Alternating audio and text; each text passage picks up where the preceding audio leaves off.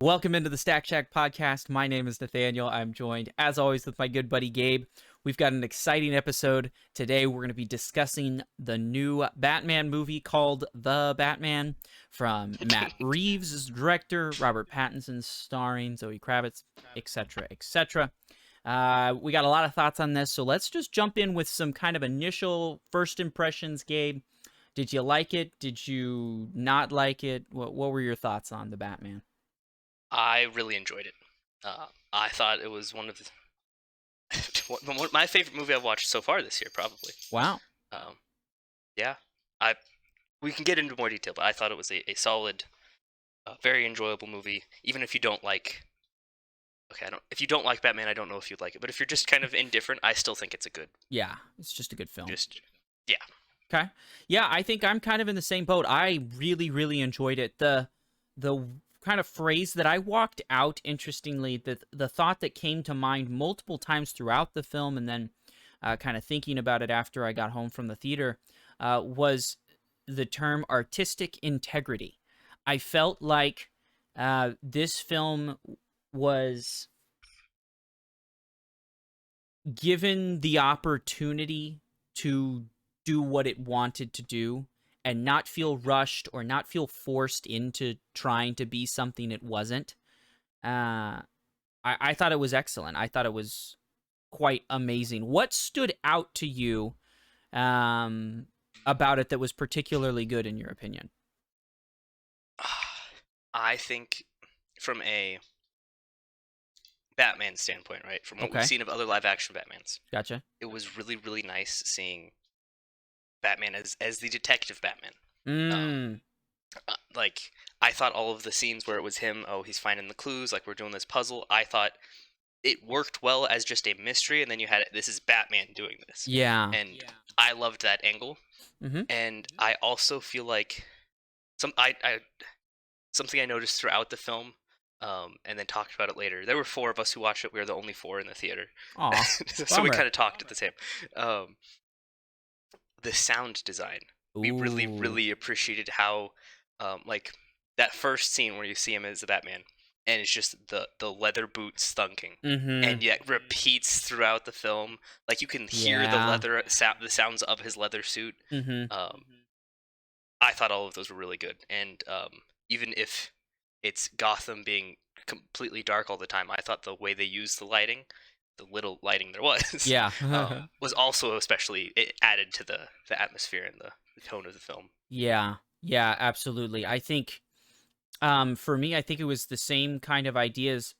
Batman as a character, one thing that stood out to me is, when this film was announced, we knew it was going to be kind of a gritty, dark take on Batman, right? And I know there was a lot of people, myself included, that was like, okay, I mean, I'm totally in, but what are you going to do differently than Christopher Nolan's Batmans? Because Christopher Nolan's Batmans were pretty dark and gritty. He kind of showed that realistic style, I guess you would say, of a superhero film. And so it was like, okay, we're going to do another gritty, kind of dark, realistic superhero film with the same character. Is it going to just feel like it's trying to be the Dark Knight?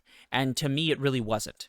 It felt like it truly stood on its own. It did what it wanted to do. And that's kind of where I bring back to this like artistic integrity. I feel like everybody involved really poured a lot of time and effort into the minute details, as well as in making this film its own film and not trying to be a Marvel film, not trying to be Christopher Nolan's Batman, to be the Batman film they wanted to create. And what came out was really great.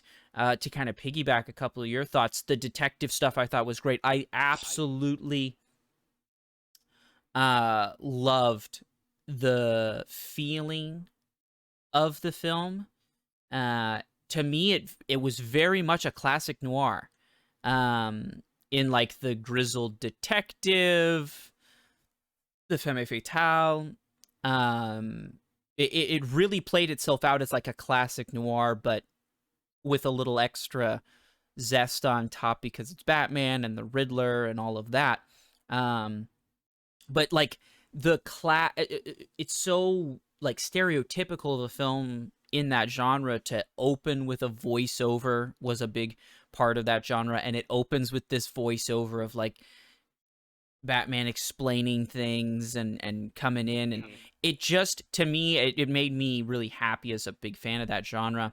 And then I think from a lighting perspective, something that you kind of touched on, yes, it was dark all the time, but it was almost like if you look at a classic noir, they're black and white, right? And they were very commonly going to have high contrast, very dark, shadowy a lot of the time. And to me, this almost felt like a black and white film, except it was like black and different shades of yellow and orange from street lamps, which I thought was really cool. And it wasn't something that I even noticed until like afterwards. When I thought back, I was like, wow, there's not really, it's pretty dark the whole time. It's like all at night mostly. It's all in shadows and in kind of dungy areas. But it wasn't, it didn't feel like it needed to be in the daytime or have anything bright or colorful. I think the lighting really played into that theme, and it was done really, really well. Yes, to go off of that, one thing I really liked with how they did the lighting. There's only 2 times that I remember throughout the film that it was during the day that we see any of the characters. Yeah. We have the funeral scene, which that was one of my favorite scenes throughout the film. Such a great scene. Oh my god.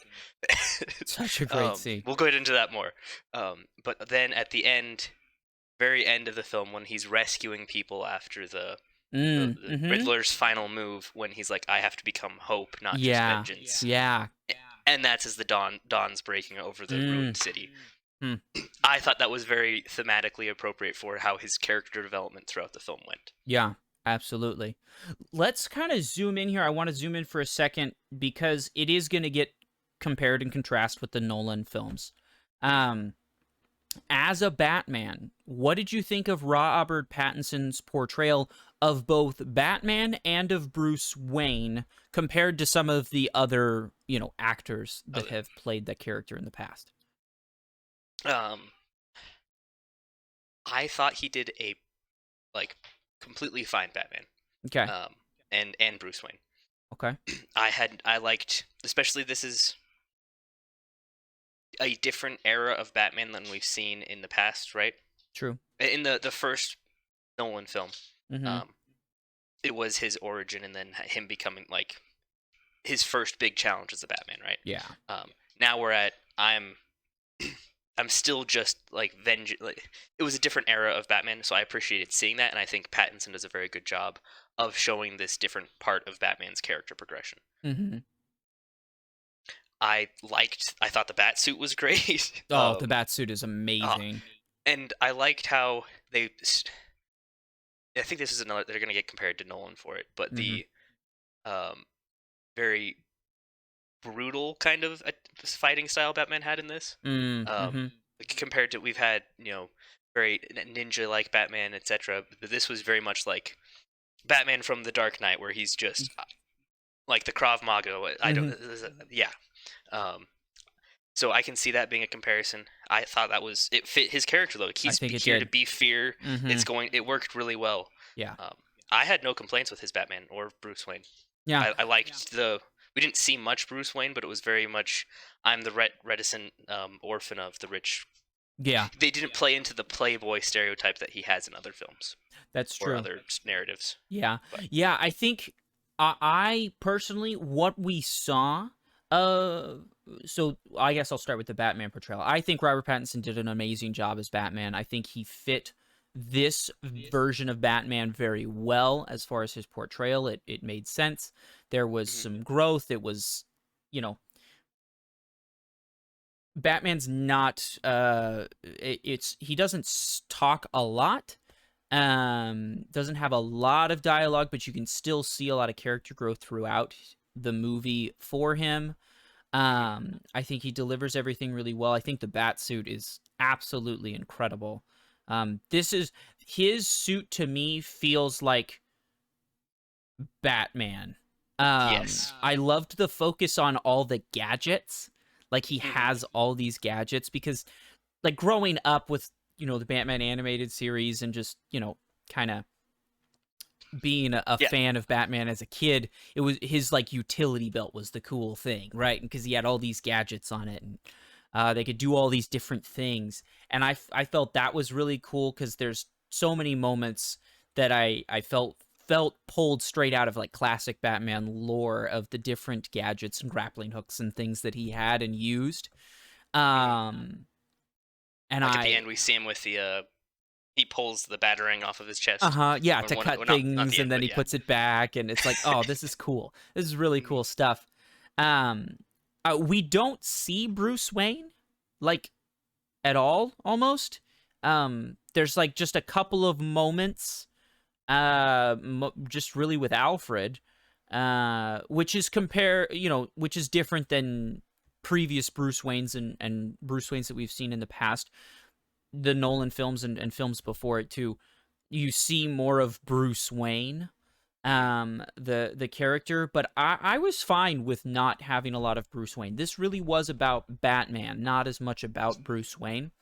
Yeah, Um, I really liked that aspect of it, because they even make the point. The Riddler has the line, "You understand?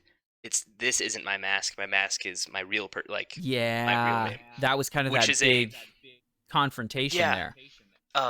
And so it makes sense that all of his major character growth, besides the Alfred moment in the hospital, Mm-hmm. was him as the Batman, because that's who Yeah, he feels like he really is. yeah, Which yeah. even there's a I forget what scene in the comics, what arc anyway, where they think there's an imposter in the Justice League, and Wonder Woman uses the lasso on Truth and asks everyone their real name, and he responds, "Batman."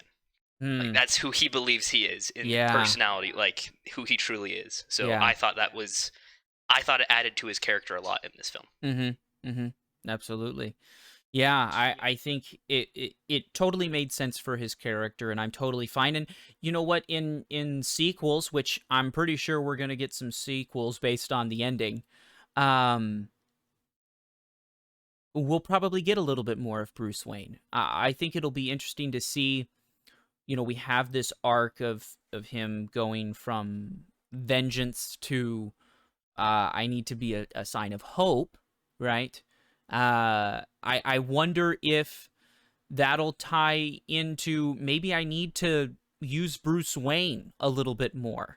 I have a lot of influence as Bruce Wayne compared to Batman. Like Batman's great for some things, but maybe he's going to find some ways to use Bruce Wayne. I think that would be an interesting thing to explore for his character. But for this one, I was happy that we just got to stick with Batman as much as possible.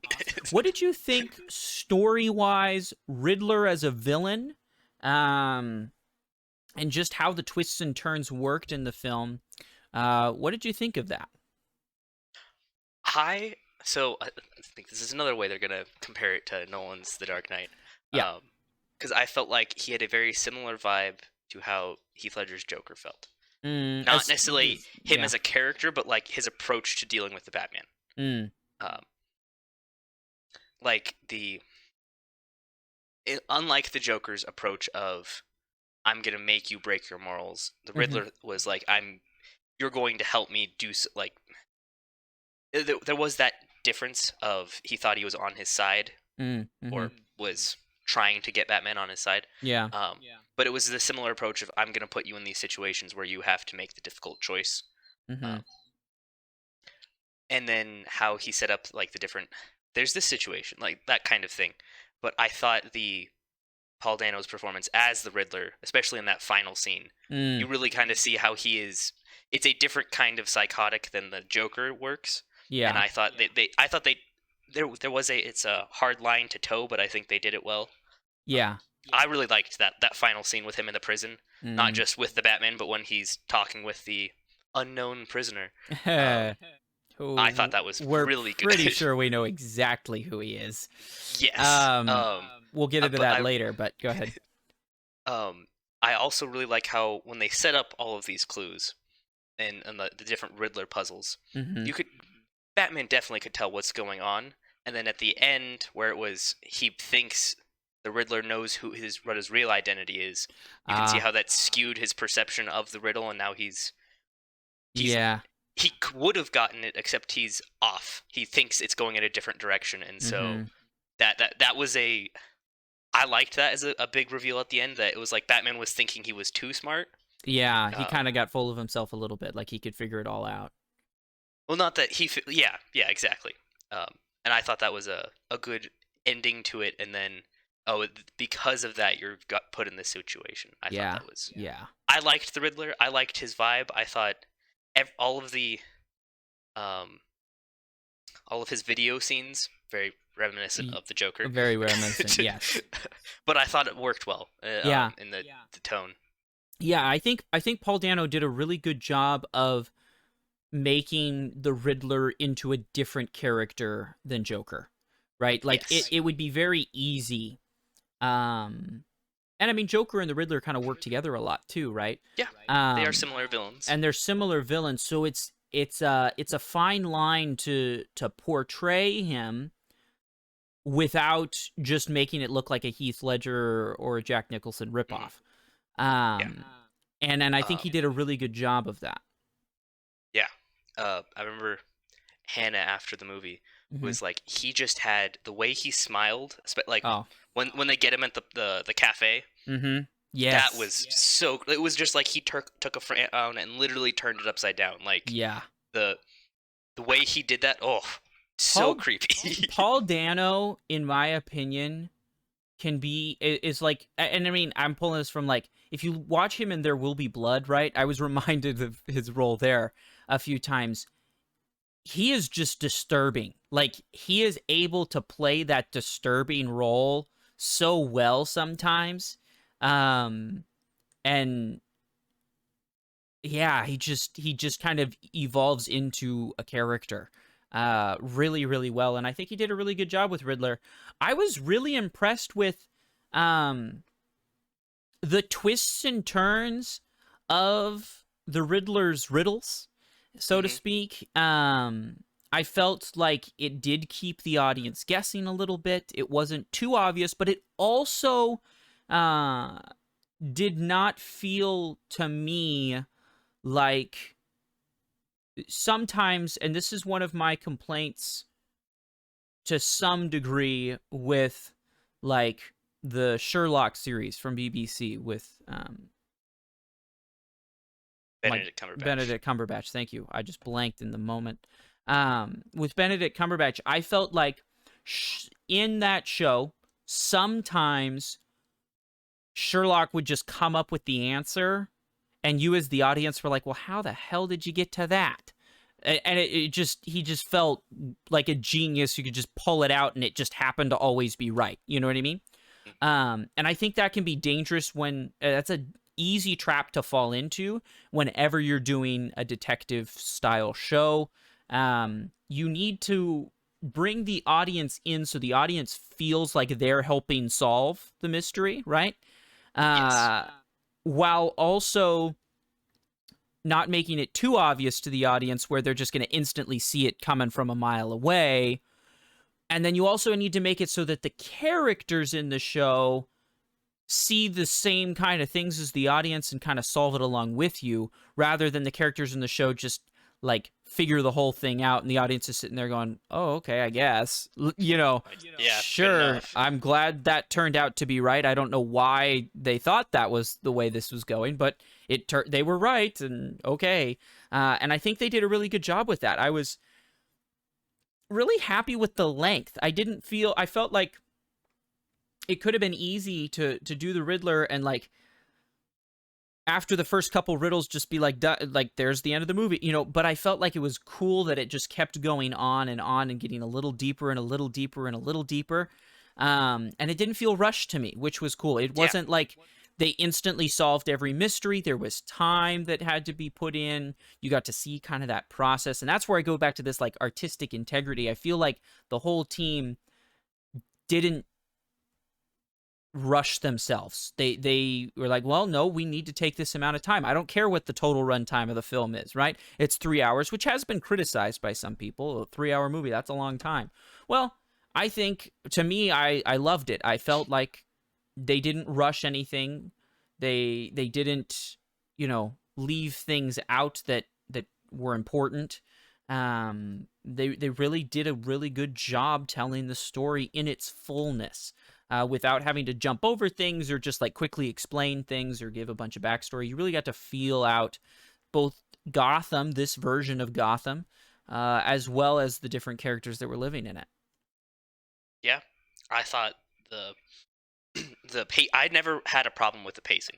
Like, it was only when they capture the Riddler, and then it's like, oh, and then it keeps going. Like, man, it's still going, but I'm still enjoying it. Yeah, like, absolutely. Yeah. I had a couple of moments of those. I'm like, oh, wait. I would be like, oh, we're getting to the end. Oh man, I'm kind of, wait, no, it's still going. No, it's still not. going. We're gonna get more. Let's go. This is amazing. Yeah, I also want, as much as I loved every Batman moment, I thought, well, there's a couple of scenes I want to bring up with him being the Batman. Okay. I want to say I loved his performance. Loved the Riddler's performance. I think Zoe Kravitz as Selena Kyle and Catwoman was wonderful. She did an amazing job. Absolutely incredible job. Oh yeah. I want to say on that, all of the Iceberg Lounge scenes, and with Selena, like it's very much hinted at what like there's a stripper in the background at one point, but it's never focused. Like, even when he's like watching her after leaving the Iceberg Lounge, right? Like, he's staking her out. It's never. They could have very easily hypersexualized those moments. Absolutely. But I thought it was done in a very tasteful way. Like when he gives her the contacts. Yeah. And they're going through I thought like this is very well done. Like, you obviously know what's happening. It's heavily implied of what these people are doing, etc. But it's not focused on, or even with. It could have been a lot easier for them to do more of a voyeur shot when he's watching her through the house. Like, obviously he sees her change, but it's done in a way that's a lot. I appreciated that quite a bit. Yeah, I agree. I think Catwoman is a character that, she uses those feminine charms very well. The feminine charms very well, and has a history of being very hypersexualized. Yes. And I was happy to see that this film didn't hypersexualize her. Yes. Obviously, she's still using her feminine charm. It's the femme fatale, old trope of any noir, and that's her thing, right? Her attire, I thought, was really well done, in keeping with the Catwoman kind of theme, the sleek theme, but never going to the like hypersexualized side. Even like you said, the scene where he's like kind of looking through the window and she like changes out of her, waitress garb into her Catwoman outfit. It's not sexual at all as far as how it's like portrayed. It's not focusing in on certain body parts or anything. It's just presented. Or even when she's in the lounge and she has to go to the bathroom, right? Yes. And like she leans over the sink, but it's never focused on her chest or anything like that. Yeah. And it would have been easy to do, to like get more people, put these sexy Catwoman shots in to try and get more people in the seats, right? Yes. And I was happy as well with that. And like you said, all the shots in the lounge, I think sometimes when you go into the lounge, people are like, this is our time where we can throw a bunch of like really attractive people in here wearing very little clothing or none at all if you go to the R-rated side. Lots of drinking and drugs and all of this kind of just craziness that we can put into this scene. But that wasn't the purpose of those scenes. And sometimes I think movies will do a lot of that, and it just takes away from why we're in this bar to begin with, right? We're in this lounge to begin with, and I think they did a great job of focusing in on the purpose thematically and story-wise of why she's in there and what's going on, rather than kind of putting a bunch of filler of attractive people in little clothing. I think, personally, speaking of shots, I'd love to get in and hear some of your like favorite scenes, maybe. One of my favorite scenes is that scene where she has the eyepiece in and she's walking through and she's got the red wig on and like her just like power walking through the club. And the way that tracking shot works, I was like, oh, that's so sick. This is so cool. That was one of my favorite scenes. Another scene for me particularly that stood out and was like, wow, that was just beautifully done, is actually, and I don't know if anybody else, this might be kind of a hot take, I don't know if anybody else liked this as much as I did.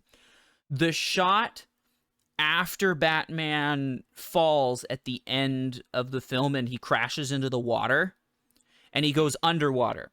And there's like the ripples and there's like this flickering light. And it was, to me, it was so cool.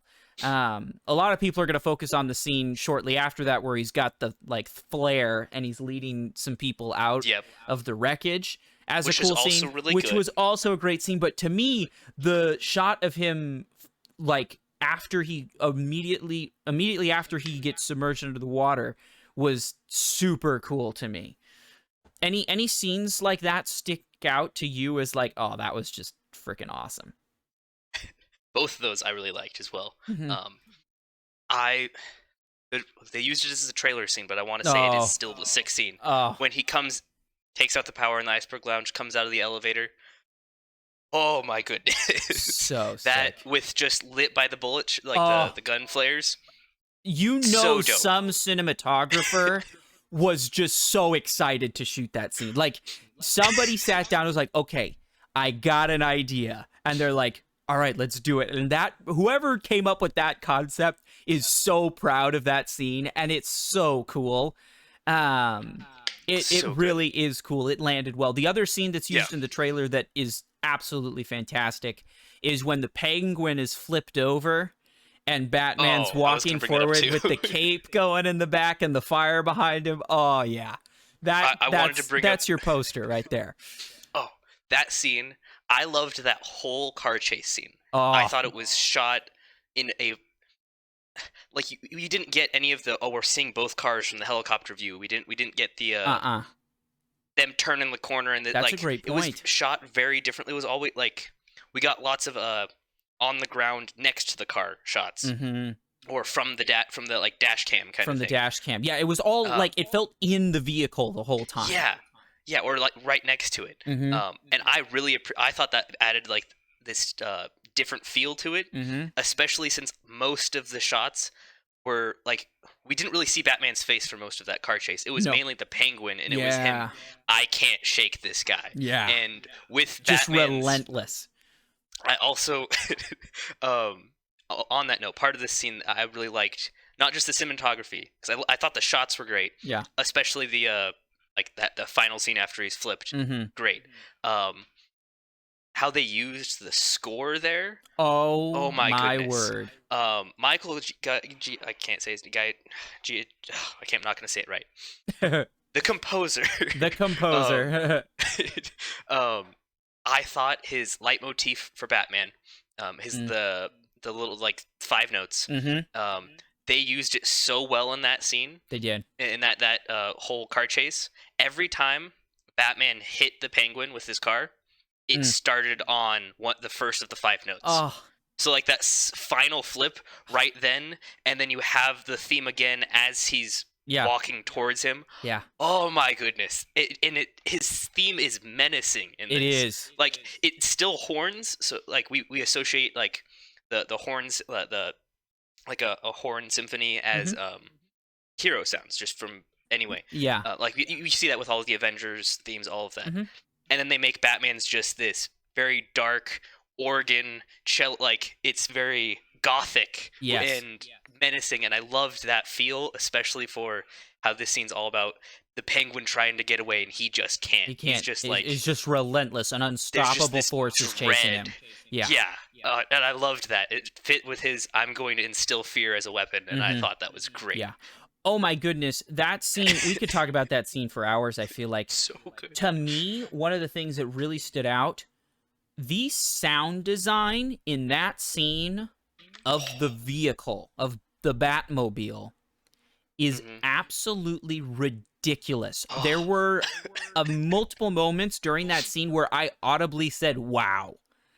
Because and you won't get this unless you're in a theater or if you're lucky enough to have a really good sound system. Obviously it's not out on DVD or streaming or anything, so I haven't tried it on my sound system, which is really good. It's not. I don't know if it'll be able to do it justice. I hope it can, because oh my gosh, the way the panning worked and the way the sound moved around the room in the theater. Yes. During that was absolutely ridiculous. I wish I could have seen it in XD. It wasn't showing in XD when I went, but oh my goodness, the sound was ridiculous. It was absolutely ridiculous. And if you can see it in the theater or you have somebody you know who's got a good sound system, go see it, because that scene is absolutely out of this world. The sound that they got out of that vehicle, I haven't actually done much research on the vehicle. I really hope that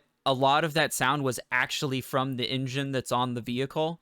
It sounded like some of it was, because oh my word, did that thing sound incredible. And the way they used it to like tell you, they didn't even have to show you on screen where the Batman was. You could just hear him depending on where the sound was coming from in the room, and that was so cool to me.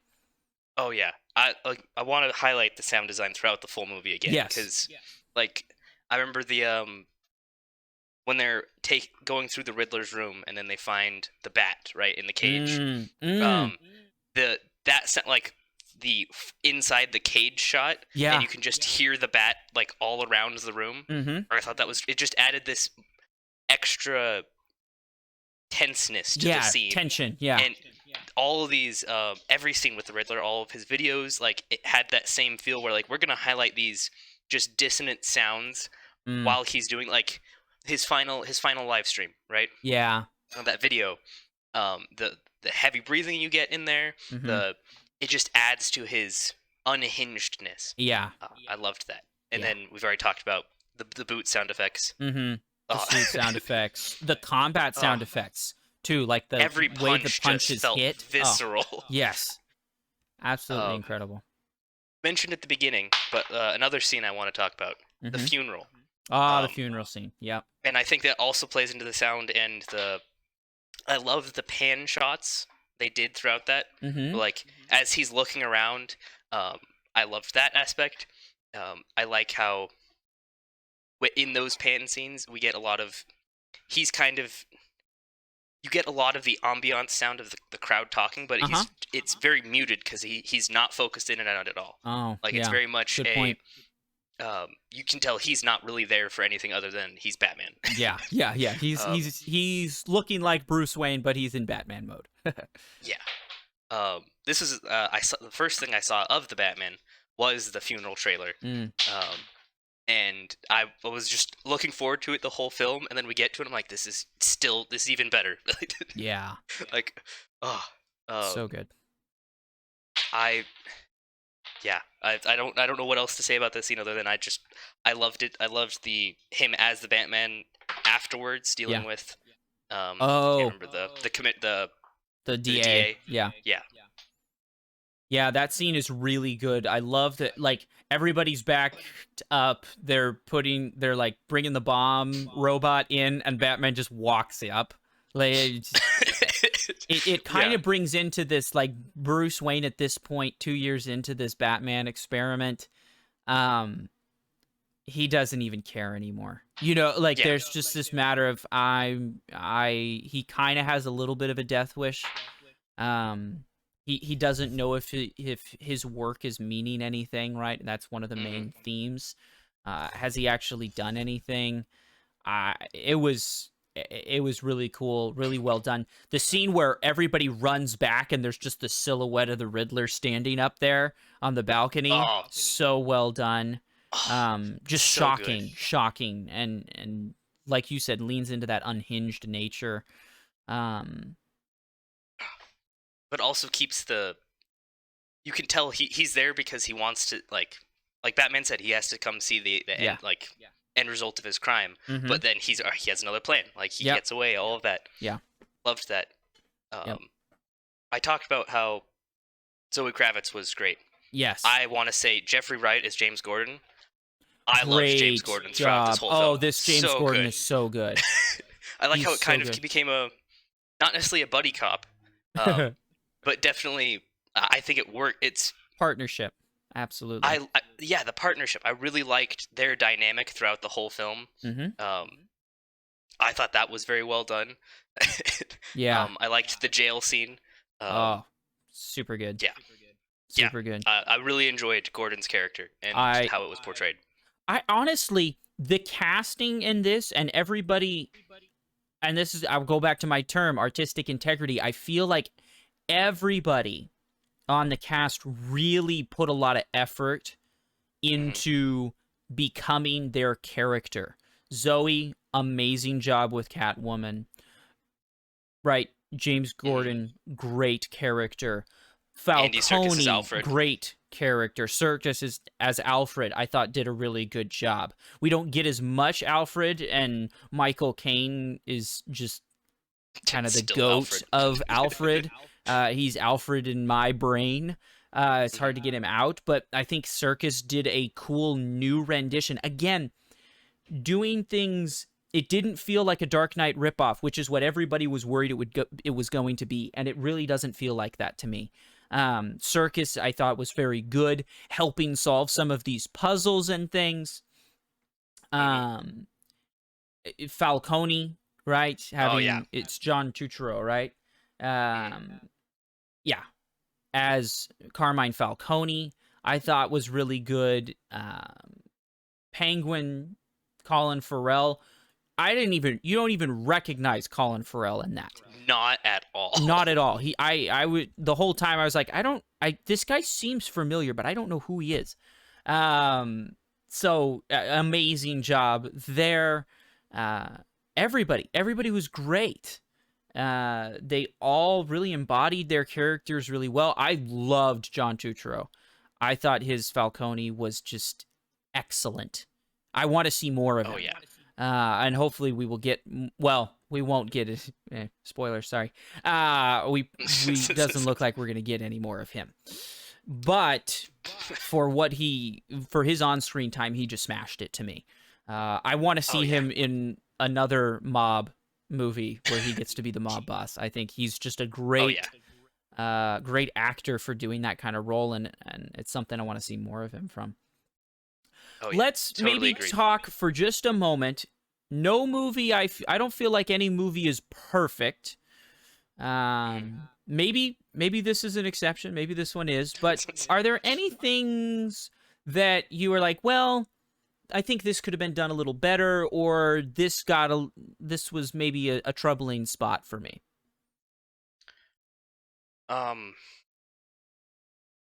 Nothing's jumping out at me. Yeah. I mentioned I liked the prison scene, but I also he conveniently wakes up as they're getting ready to take his mask off, right? Or there's some minor conveniences plot-wise, but I didn't find those problematic. Okay. It's just, you got to have some minor conveniences, suspension of disbelief, right? Mm-hmm. Absolutely. I can't think of anything that's nothing's jumping out about what I wouldn't like about the film. Okay. Yeah. Anything for you? So, I think the only thing that maybe to me, and this is going to be a real hot take, I felt like Batman's theme was used a little too much. Okay. To me, like the musical theme? Yes, musical theme. Okay. Batman's musical theme to me was used a few too many times. Okay. To me, it started to get a little repetitive and almost annoying towards the end, just that it was like the same 5 notes, like just kept coming up. And again, this is a minor critique, and it wasn't that bad. It really wasn't. But I feel like it was maybe used a handful of times too many. I would have liked to have...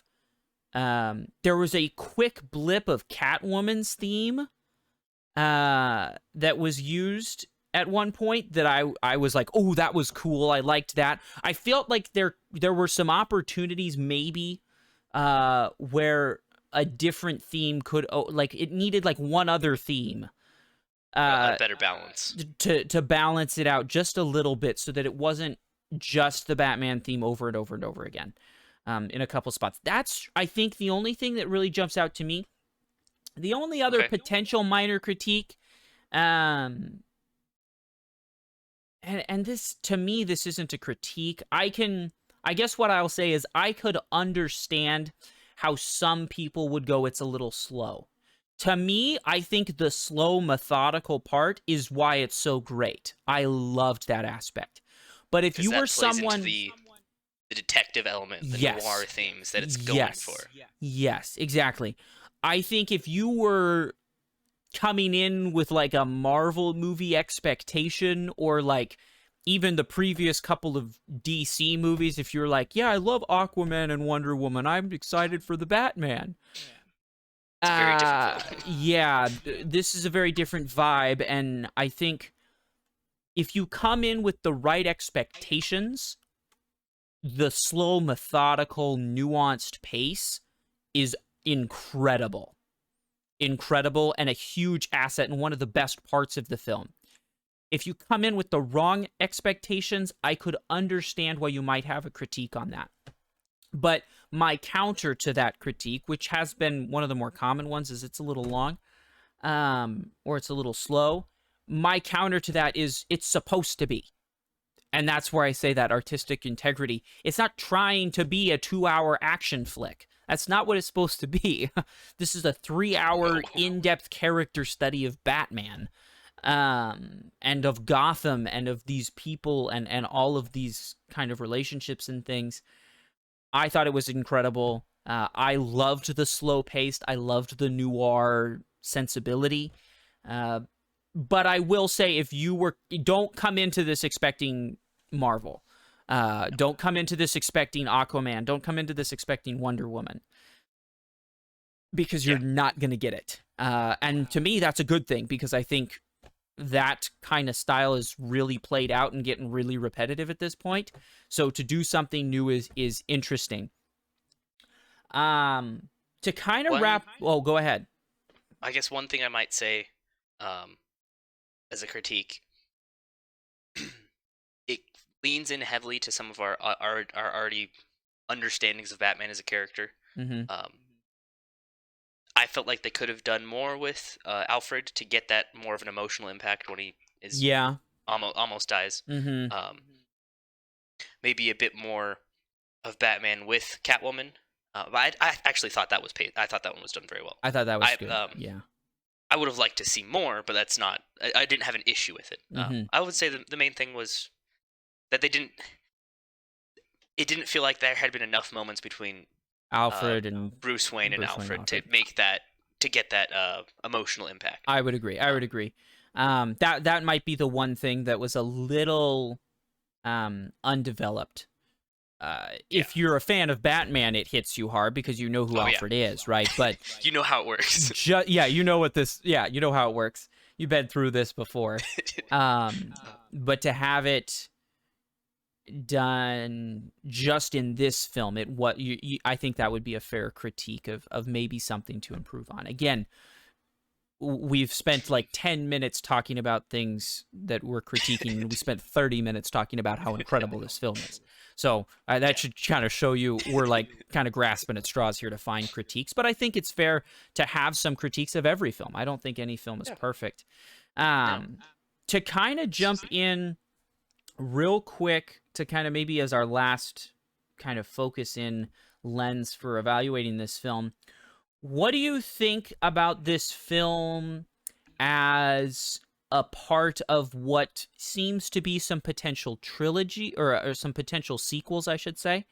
This film definitely, there were, I know, rumors. I was one of the people that was kind of in on this theory that this film would be this gritty Batman that would hopefully one day tie into Joaquin Phoenix's portrayal of Joker and the Joker movie. I was kind of hoping for that. That was back when there were a lot of rumors that this Batman might be rated R. Once this Batman was kind of rated PG-13, I think a lot of us kind of went, well, I don't think we're going to be able to do it with Joaquin Phoenix's Joker. We also knew when Joker came out, it was supposed to be just a standalone film. Like they weren't planning on tying anything in necessarily. With the ending of the Batman, and this is where we're going to get into real heavy spoiler territories.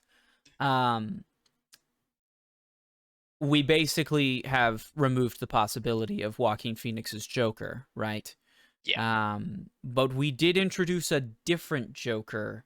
How do you what are your kind of thoughts on the where they're introducing potentially this sequel with Riddler and Joker teaming up or something like that? What did you think of that final kind of scene there between the two of them?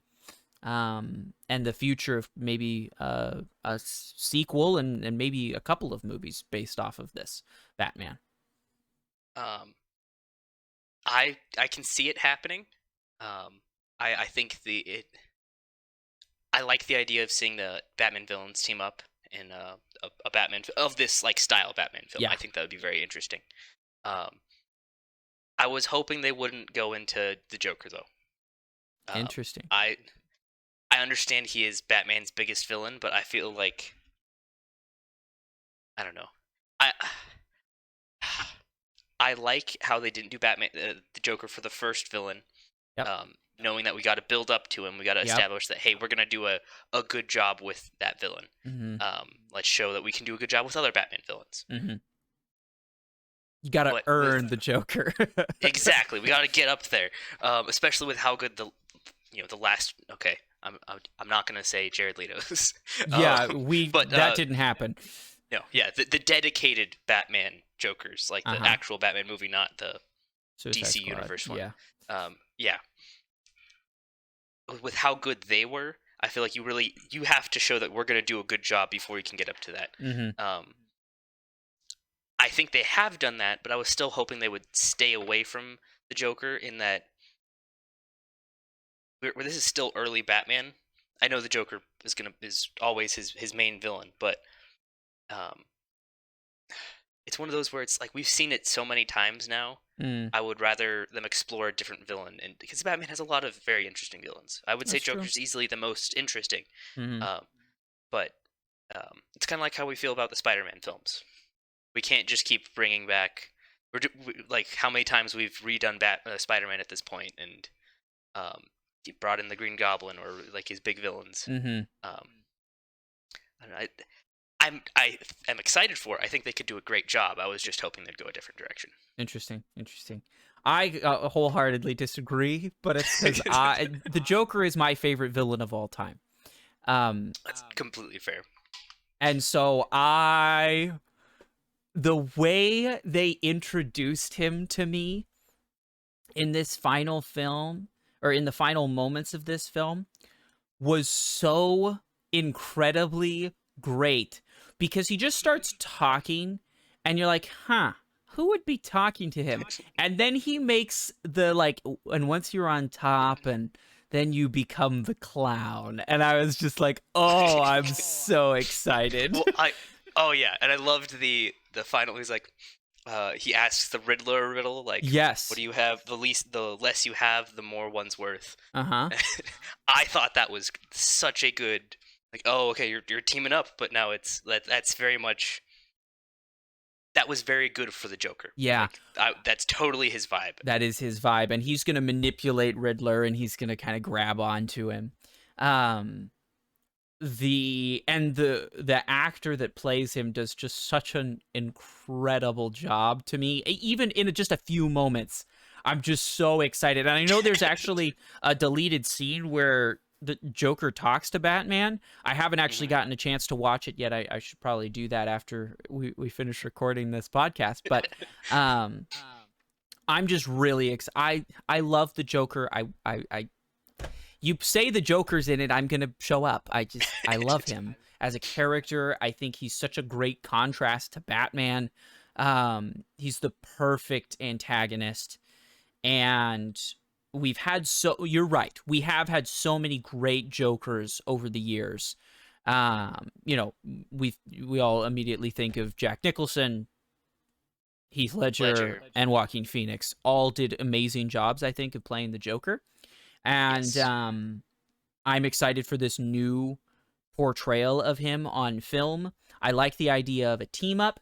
I also, to me, what I would like to see that I think would be a cool, unique kind of movement here is I would like to see the Joker for more than one movie. Oh, like he's not his character's not resolved within the first film. Correct. Okay. To me, I think that was Nolan's intent, but unfortunately, tragically, Heath Ledger died, and he couldn't. I know that there's been lots of talks that the intent was to have, because they don't really like, the Dark Knight doesn't resolve Joker really, not fully, and I think it was setting up him to be a multi-film villain, and to me, that's what I'm hoping this new Joker will be able to do. I think he's a great villain, and I'd love to see him for more than one film. I'd love to see him get a multi-film treatment where we can really get to know him, really get to build that dynamic between Batman and Joker. And maybe the way is Joker kind of maybe the next movie is mostly just Riddler again, and Penguin. I think we've set up Penguin's going to try and take over, obviously, in this power grab. That's definitely set up as well. So maybe it's Riddler and Penguin in the next movie, but Joker's kind of pulling some strings in the background, having some conversations and things. And then maybe the third film, maybe that's, if we do it as a trilogy, maybe that's our big apex of Joker as the real main villain of maybe the third film. I don't know how many films they're planning on doing. I don't think they have a number.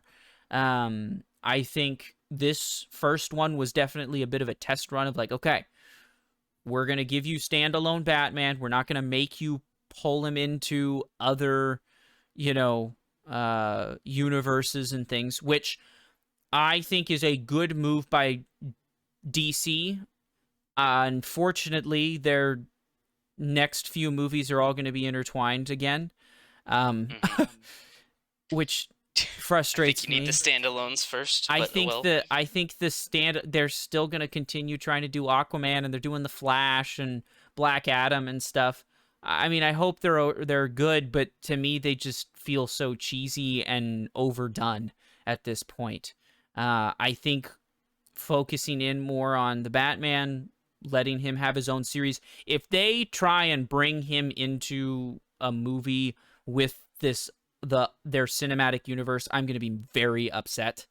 I agree. Because I think that's just a slap in the face to everybody who created this Batman and put so much work and effort into creating a standalone storyline, a standalone kind of maybe a trilogy, maybe 4 movies, who knows how many movies.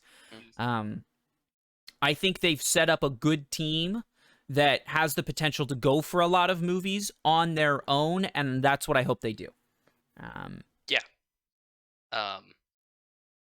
I feel like if they continue with this Batman, they could not bring him into. I don't want him in the DC cinematic universe. Yeah, no.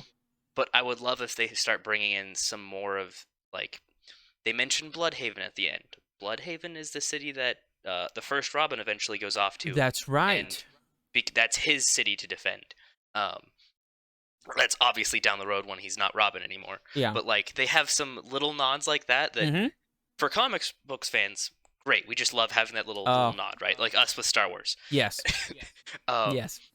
But I could definitely see them being like, oh, well, especially with how much the orphanage was a big theme. I could see them bringing in Robin and bringing in that dynamic, that kind of thing. Yeah, stick with Batman and stick with his like core cast of characters. Absolutely Catwoman, absolutely Robin. and kind of play into Yeah. that a little bit. And there's multiple Robins too, right? Yes. So we could get quite a few.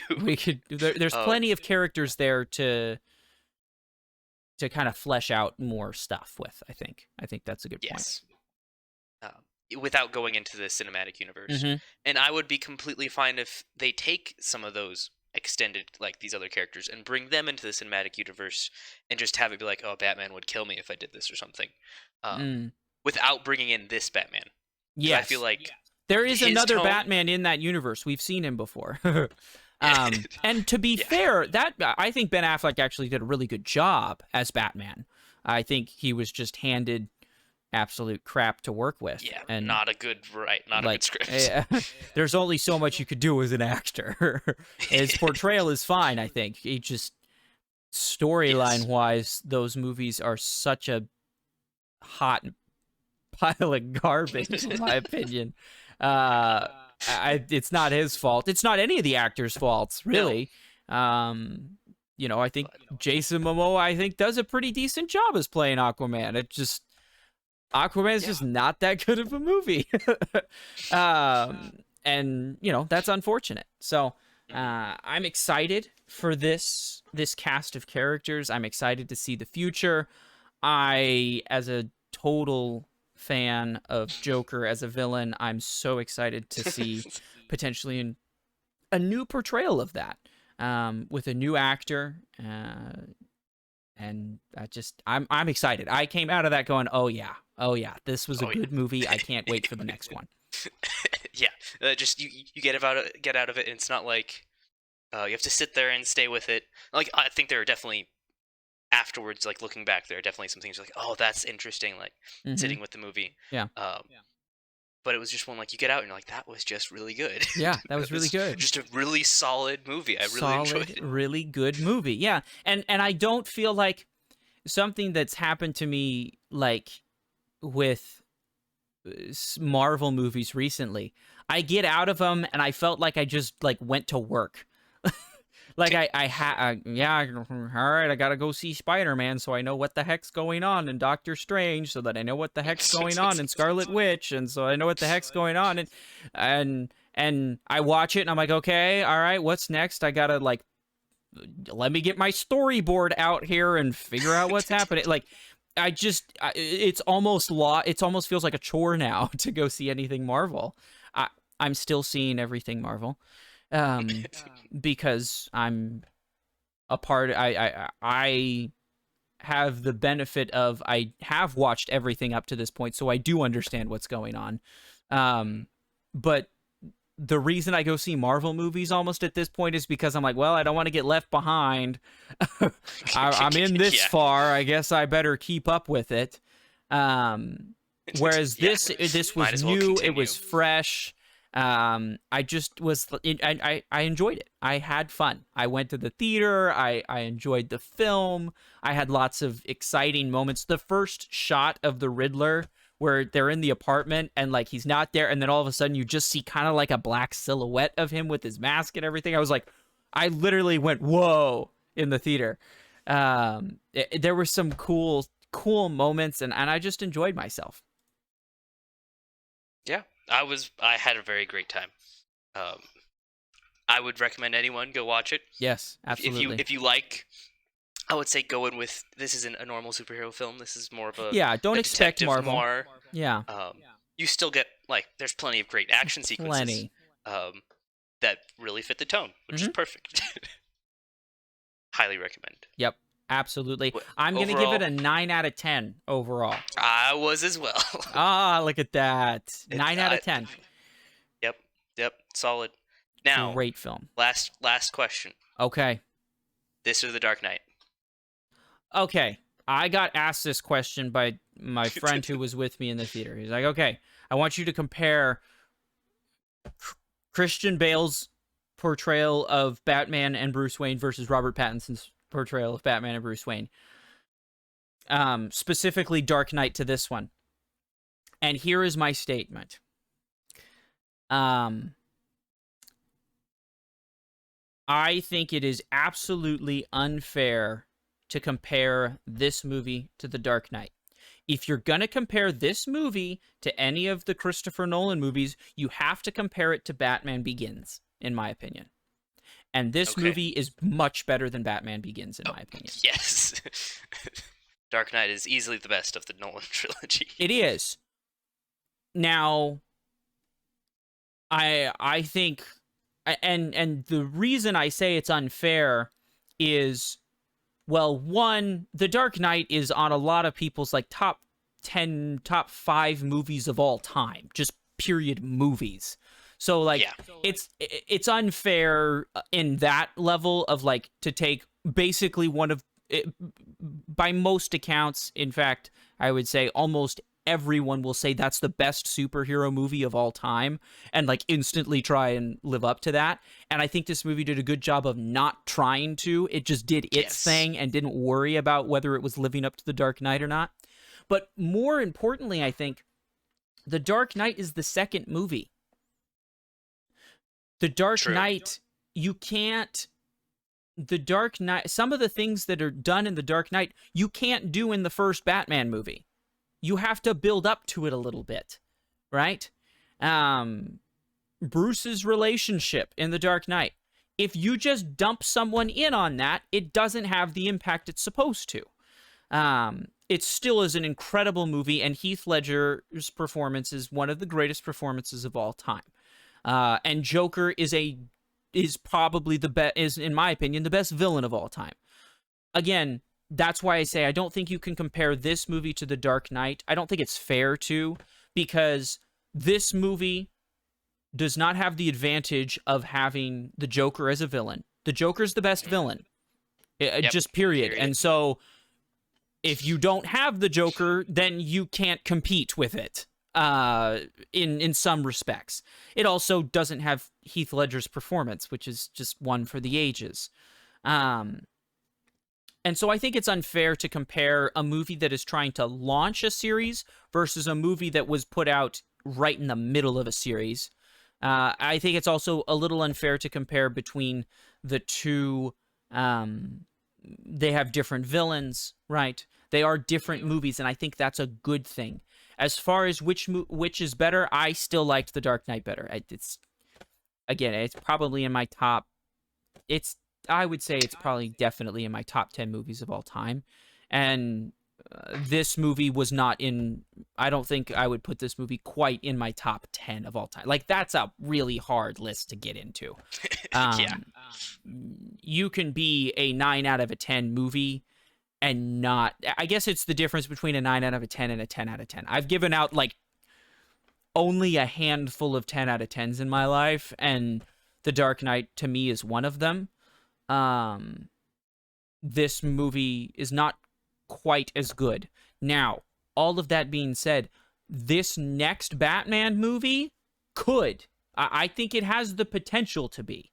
And I don't want to, and again, I don't want the comparison, well, it's not as good as The Dark Knight, so I'll just go watch The Dark Knight. No. You need to see this movie. It's really, really good. It's definitely different. And that, I think, makes the comparison difficult between the two films. They're different movies, and that is one of the biggest strengths of this Batman, is it didn't try and be a better version of The Dark Knight. It tried to be its own movie. It kept its artistic integrity to stick in what it wanted to say and the movie it wanted to put out without getting too caught up in, we have to compete with The Dark Knight. It didn't try to compete with The Dark Knight, and by doing so, came out with just an incredible product. Yeah, completely agree. It's a very different take on Batman, and so it's not fair to compare the two. Yeah. In terms of that narrative. Mm-hmm. Okay. Beautiful. Well, with that, we'll bring it to an end of this week's episode. Really looking forward to the next couple of months. We got some great pieces of content coming out that we're excited to cover. Thanks for listening. As always, it means a lot to us if you can like, share, subscribe, tell your friends about the podcast. It helps us out a lot. And our socials will be down in the description if you want to come connect with us there, get some up-to-date comments on movies we like to post there. join in some of that back and forth dialogue. We're always excited to discuss movies there. So until next week, see you later.